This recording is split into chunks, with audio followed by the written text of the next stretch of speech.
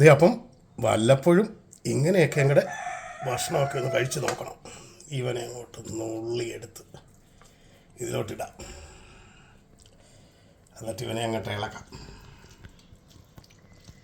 ഇളക്കിയെടുത്ത് ഇപ്പം മെഴുക്കുവരട്ടി ഇങ്ങോട്ട് ഇട്ട് കൊടുക്കാം. കൂട്ടത്തിലൊരു ഇച്ചിരി കടുമാങ്ങയും കൂടെ ഇട്ട് ഇവനെ നന്നായിട്ട് അങ്ങോട്ട് ഇളക്കാം. ഇളക്കി ഇവനെ അങ്ങോട്ട് ഉണ്ട അങ്ങോട്ട് കൊടുക്കണം. എന്നിട്ട് അങ്ങ് തട്ടി കൊടുക്കണം. എവർക്കും മറ്റു വീഡിയോയിലേക്ക് സ്വാഗതം. ഇന്ന് നമുക്കൊരു നാടൻ കരിമീൻ കിട്ടിയിട്ടുണ്ട്. ഇവനെ നമുക്കൊന്ന് ഫ്രൈ ചെയ്തെടുത്താലോ.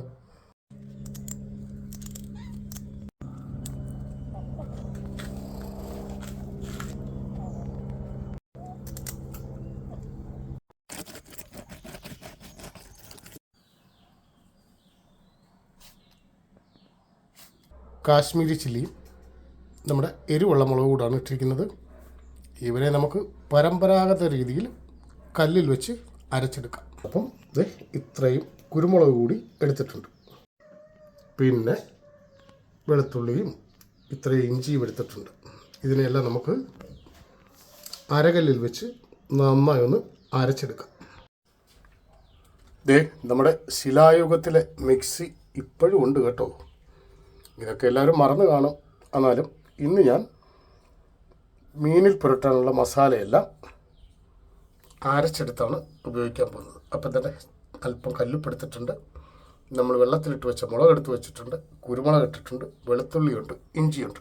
ഇവനെ നമുക്ക് നല്ല കുഴമ്പ് പരുവത്തിൽ ഒന്ന് അരച്ചെടുത്ത് നമ്മുടെ മീനിലേക്ക് ഒന്ന് പുരട്ടി കൊടുക്കാം.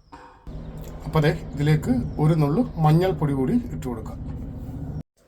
മസാലയിലേക്ക് അല്പം നാരങ്ങ നീര് കൂടി ചേർത്ത് കൊടുക്കാം.